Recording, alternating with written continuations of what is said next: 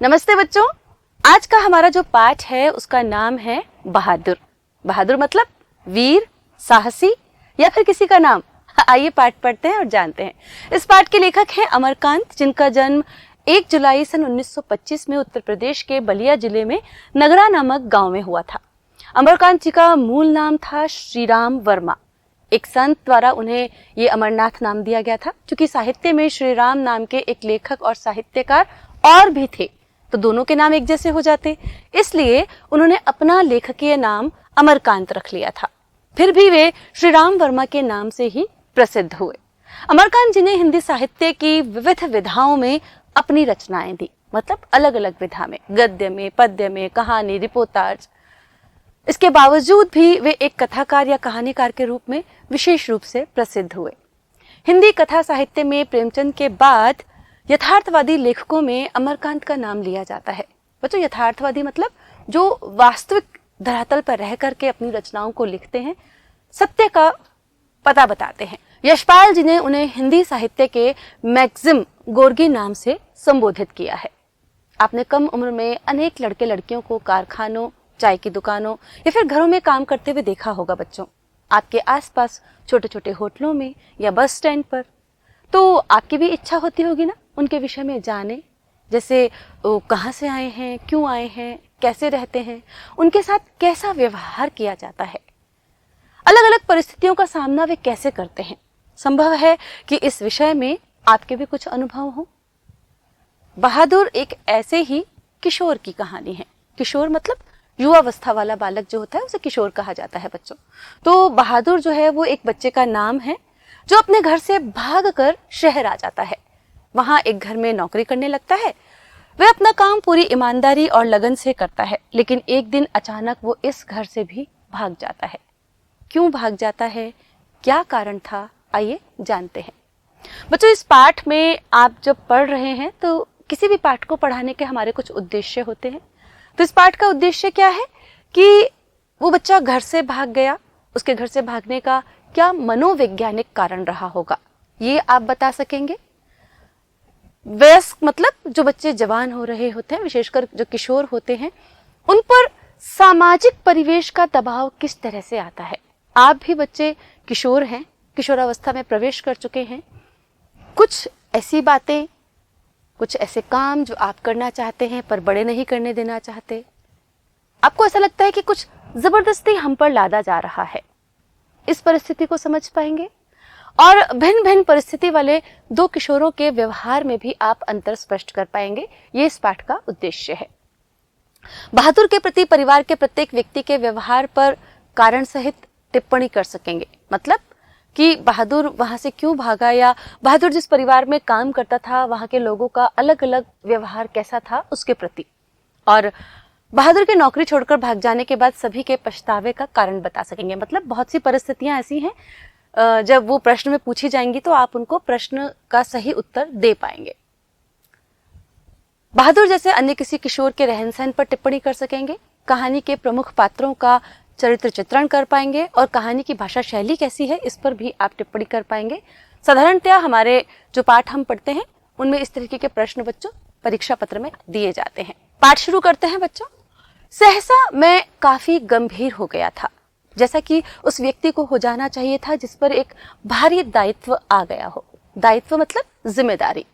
अचानक से लेखक कह रहा है कि मैं बहुत गंभीर, या हम कहते हैं ना कि हम सदमे में आ जाते हैं, चुप हो जाते हैं, इस तरीके से वो चुपचाप रहने वाला हो गया, क्योंकि वो कह रहा है कि एक व्यक्ति जिसके ऊपर कुछ जिम्मेदारियां आ जाती हैं तो वो एकाएक अपने ऊपर गंभीरता का आवरण ओढ़ लेता है। शायद वैसे ही वह सामने खड़ा था और आंखों को बुरी तरह मलका रहा था। मलकाना मतलब आंखों को झपकाना। 12-13 वर्ष की उम्र का ठिगना चकित शरीर, गोरा रंग और चपटा मुंह, वह सफेद नेकर, आधी बाह की सफेद कमीज और भूरे रंग का पुराना जूता पहने हुए था। बच्चों, ये शब्द हैं आपके लिए जिनके अर्थ सामने दिए गए हैं।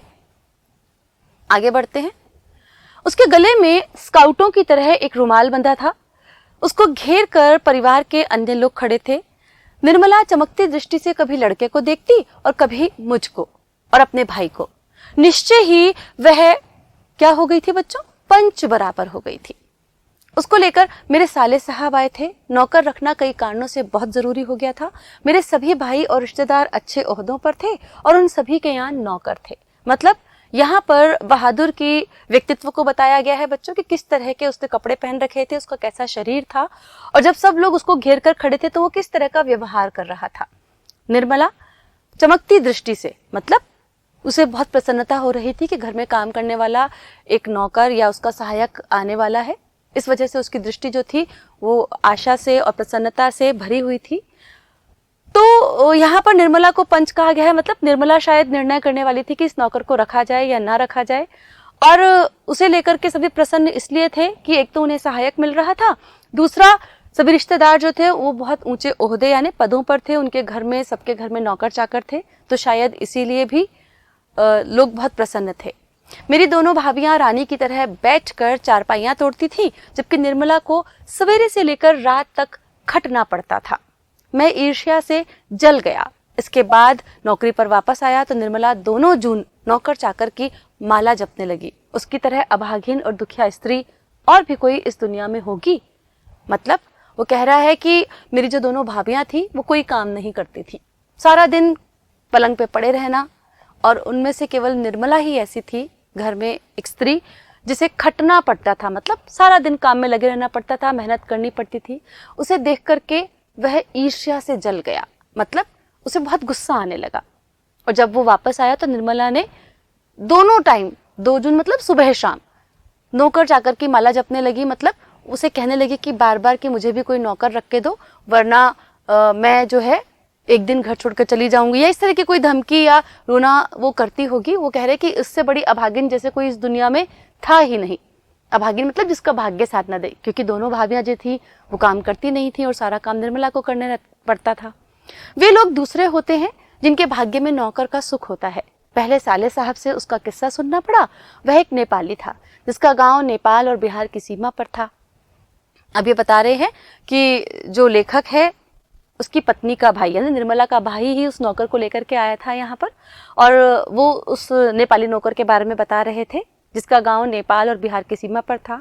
उसका बाप युद्ध में मारा गया था और उसकी माँ सारे परिवार का भरण पोषण करती थी। मतलब उसके पिताजी नहीं थे, अनाथ था एक तरह से।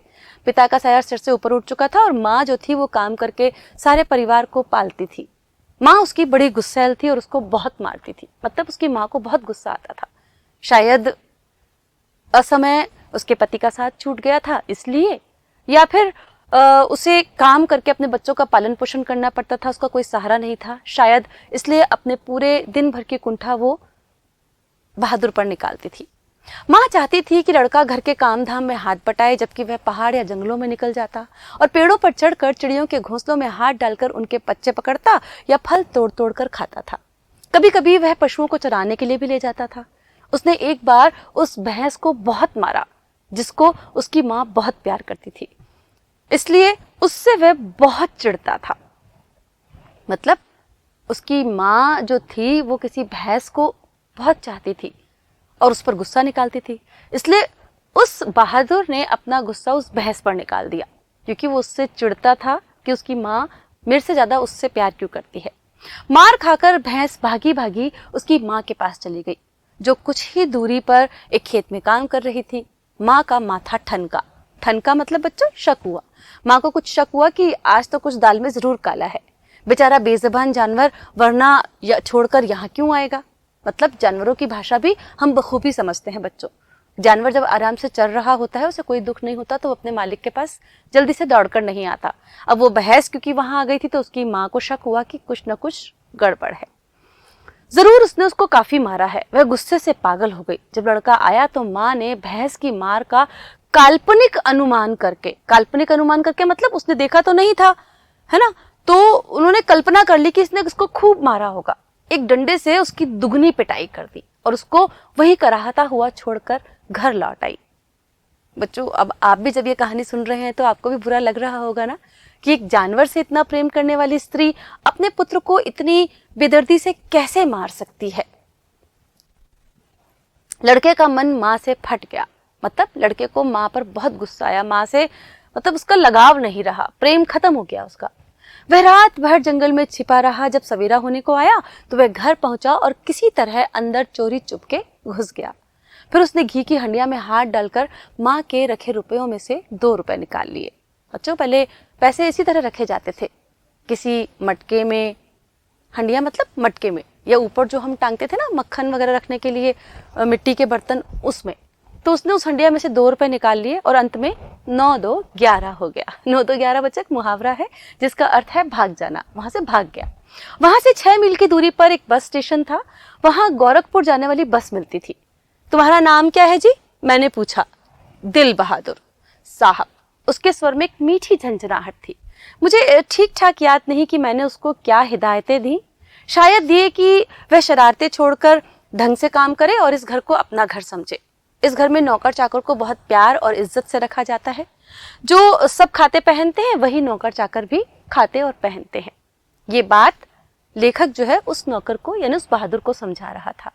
अगर वह यहाँ रह गया तो ढंग शऊर सीख जाएगा, घर के और लड़कों की तरह पढ़ लिख जाएगा और उसकी जिंदगी सुधर जाएगी। ये लेखक का मानना था कि अगर वो इस घर में टिक गया तो जिस तरह से शहरी लड़के रहते हैं वहाँ के रंग ढंग सीख जाएगा, पढ़ना लिखना सीख जाएगा, उसकी जिंदगी जो है वो अच्छे डर्रे पर चल पड़ेगी। निर्मला ने उसी समय कुछ व्यावहारिक उपदेश दे डाले। मतलब जब भी कोई हमारे घर में नया सर्वेंट आता है या कोई काम करने आता है या कोई भी श्रमिक हमारे घर में हमारे घर को बनाने आता है तो हम उसको जरूर निर्देश देते हैं ना बच्चों, उसे ही व्यावहारिक निर्देश कहा गया है। मतलब कुछ बातें जो उस घर से रिलेटेड थी। इस मोहल्ले में बहुत तुच्छ लोग रहते थे। तुच्छ मतलब कम या छोटे। वह न किसी के यहाँ जाए और न किसी का काम करे। अब तो तुच्छ छोटे से मतलब है यहाँ पर कि छोटी सोच वाले या लड़ाई झगड़े वाले। तो उन्होंने वहां पर उस लड़के को उनके घर जाने से मना कर दिया। कोई बाजार से कुछ लाने को कहे तो वह अभी आता हूं कहकर अंदर खिसक जाए। उसको घर के सभी लोगों से सम्मान और तमीज से बोलना चाहिए। और भी बहुत सी बातें जो निर्मला ने उसे व्यवहारिक उपदेश के रूप में समझाई थी।